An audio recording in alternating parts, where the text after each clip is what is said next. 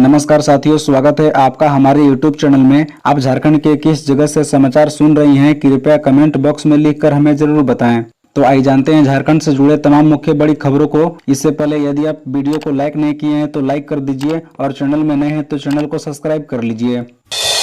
झारखंड के मंत्री आलमगीर आलम गिरफ्तार। ईडी ने 7 घंटे पूछताछ के बाद किया अरेस्ट। पीएस के नौकर के पास 30 करोड़ कैश मिले थे।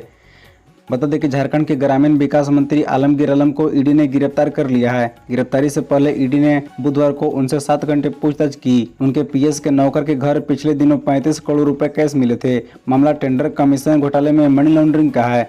बता दें कि आलमगीर आलम को आज ईडी ऑफिस में बने हाजत में रखा जाएगा। मेडिकल जांच की जाएगी। उसके बाद उन्हें गुरुवार को 10 बजे पीएमएलए कोर्ट में पेश किया जाएगा। इस दौरान ईडी कोर्ट से रिमांड की मांग करेगी। बता दें कि इससे पहले ईडी के अधिकारियों ने मंगलवार को भी उनसे 9 घंटे पूछताछ की थी। ईडी ने आलम को कल फिर पूछताछ के लिए बुलाया था। जांच एजेंसी की ओर से उन्हें पूछताछ के लिए 12 मई को नोटिस भेजा गया था। आलमगीर आलम झारखंड की महागठबंधन सरकार में कांग्रेस के कोटे से मंत्री हैं। बता दें कि झारखंड के पूर्व मुख्यमंत्री हेमंत सोरेन भी मनी लॉन्ड्रिंग के एक अन्य मामले में ईडी की गिरफ्त में हैं। बीजेपी दक्षिण में साफ और उत्तर पश्चिम पूर्वी में हाफ। जयराम बोले, एजेंसियों को दी गई शक्तियों पर फिर से विचार। बता दें कि कांग्रेस महासचिव जयराम रमेश ने कहा कि लोकसभा चुनाव के 4 चरणों के मतदान से यह स्पष्ट संकेत मिल रहा है कि बीजेपी दक्षिण भारत में साफ और उत्तर पश्चिम एवं पूर्वी भारत में हाफ हो गई है। उन्होंने बुधवार को रांची में संवाददाताओं से बातचीत में यह आरोप लगाया कि निवर्तमान प्रधानमंत्री नरेंद्र मोदी ने धार्मिक आधार पर मतदाताओं का ध्रुवीकरण किया और अब झूठ बोल रही हैं कि उन्होंने कभी हिंदू मुस्लिम की राजनीति नहीं की। उन्होंने कहा कि प्रधानमंत्री नरेंद्र मोदी एक निवर्तमान प्रधानमंत्री हैं और चुनाव के शुरुआती चरणों के बाद उनकी हताशा यह कह सकती है। उन्होंने कहा कि हम 4 जून के बाद झूठ की महामारी से छुटकारा पालेंगे। रमेश ने कहा कि अगर उनकी पार्टी सत्ता में आई तो यह सुनिश्चित करेगी कि इन एजेंसियों को दी गई शक्तियों के बारे में फिर से विचार किया जाएगा। उन्होंने यह आरोप भी लगाया कि मोदी सरकार ने भूमि अधिग्रहण से संबंधित कानूनों को कमजोर करने का प्रयास किया ताकि पूंजीपतियों को फायदा हो सके। मथुरा काशी में मंदिर और पीओके को भारत में लाने के लिए चाहिए 400 सीटें। हेमंत बोले, देश की बहुसंख्यक आबादी खतरे में। बता दें कि असम के मुख्यमंत्री हेमंत बिस्वा शर्मा ने कहा कि 300 सीट आने पर बीजेपी ने अयोध्या में भव्य राम मंदिर का निर्माण कराया। इस बार 400 पार आने पर मथुरा और काशी में भी मंदिर का निर्माण होगा। वर्ष 2047 तक देश विकसित बन जाएगा। इसकी पहल हो चुकी है। 2029 तक तीसरी सबसे बड़ी अर्थव्यवस्था बन जाएगा। भारत में चुनाव विकास के साथ अस्मिता के लिए भी लड़ा जाता है।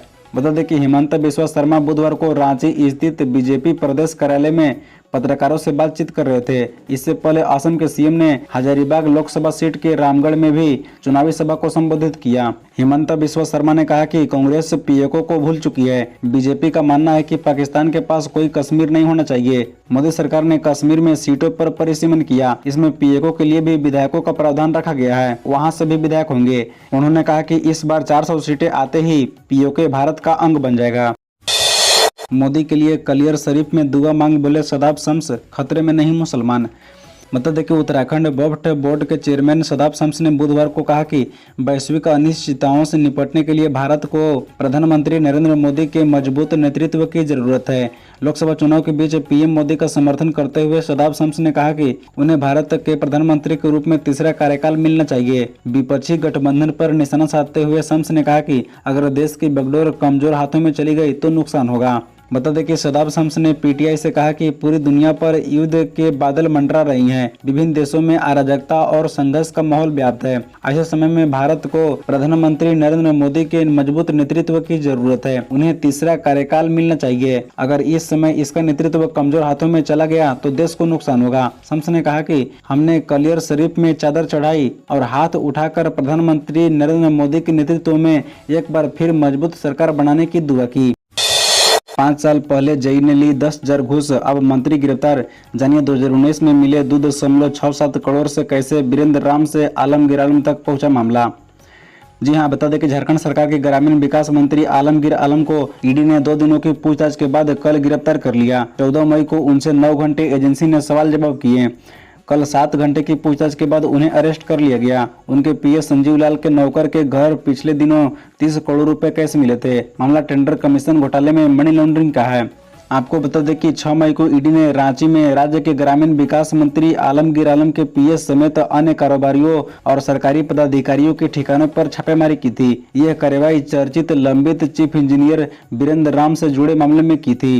बता दें कि प्रवर्तन निदेशालय की ये पूरी कार्रवाई 10,000 रुपए घूस से जुड़ी है। 13 नवंबर 2019 को एसीबी ने जूनियर इंजीनियर सुरेश प्रसाद वर्मा को एक ठेकेदार से 10,000 रुपए रिश्वत लेते पकड़ा था। हालांकि उसने ठेकेदार से 1 लाख रुपए रिश्वत मांगी थी। सुरेश प्रसाद वर्मा ग्रामीण विकास विभाग के तत्कालीन चीफ इंजीनियर वीरेंद्र राम का करीबी है। जिस वक्त सुरेश प्रसाद वर्मा को पकड़ा गया उस दौरान वे जमशेदपुर में वीरेंद्र राम के मकान में रहता था। अवैध शराब बरामद, पुलिस ने चलाया अभियान। अवैध शराब के खिलाफ पुलिस और एफएसटी को मिली सफलता। बता दें कि जामताड़ा में पुलिस ने अवैध शराब के खिलाफ अभियान चलाया है। पुलिस ने फ्लाइंग सर्विलांस टीम के साथ मिलकर अभियान चलाते हुए वेवा गांव में चल रहे अवैध शराब की भट्टी को नष्ट कर दिया। इस दौरान 1 क्विंटल जावा महुआ शराब भी नष्ट किया है। थाना प्रभारी राजीव कुमार, इंस्पेक्टर रविंद्रनाथ यादव ने अवैध महुआ शराब के खिलाफ छापेमारी अभियान चलाया। इस दौरान एक कच्चा मकान के अंदर अवैध तरीके से महुआ शराब बनाने की भट्टी ध्वस्त करते हुए करीब 1 क्विंटल जावा महुआ को नष्ट कर दिया। पुलिस ने महुआ शराब बनाने वाले उपकरण को भी जब्त कर लिया। थाना प्रभारी ने बताया कि गुप्त सूचना के आधार पर कार्रवाई की गई। अवैध महुआ शराब की कारोबारी का पता लगाया जा रहा है। बताया जा रहा है कि गांव में अवैध महुआ शराब का कारोबार कुटीर उद्योग का रूप ले रहा है। छाप या छवि, इस बार कोडरमा में किसकी होगी जीत। बता दें कि हजारीबाग से अलग होकर पहली बार कोडरमा सीट 1977 में अस्तित्व में आया। कोडरमा लोकसभा में कुल 6 विधायक हैं, जिनमें 3 सीटों पर बीजेपी की विधायक, 1 पर निर्दलीय, 1 सीट माले के खाते में तो 1 पर जेएमएम का कब्जा था। हालांकि गांडेय सीट पर डॉक्टर सरफराज अहमद के इस्तीफे के बाद यह सीट अभी खाली है।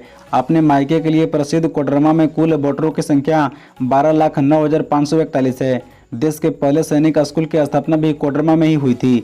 बता दें कि अगर इस लोकसभा सीट के राजनीतिक इतिहास पर एक नजर डाले तो पहली समझ में बीजेपी की पारंपरिक सीट लगेगी। 1977 से अब तक इस सीट पर बीजेपी ने 6 बार जीत हासिल की है। वहीं कांग्रेस ने 2 बार और जेवीएम ने 1 बार यह सीट जीती है। बता दें कि झारखंड के तमाम हाई प्रोफाइल सीट में कोडरमा भी आता है। वजह है झारखंड के पूर्व मुख्यमंत्री बाबूलाल मरांडी। वह 2004 में बीजेपी, 2006 के उपचुनाव में निर्दलीय और 2009 में झारखंड विकास मोर्चा के टिकट पर लगातार 3 बार सांसद चुने गए। लेकिन 2019 के आम चुनाव में उन्हें बीजेपी की अन्नपूर्णा देवी के हाथों करारी हार का सामना करना पड़ा था।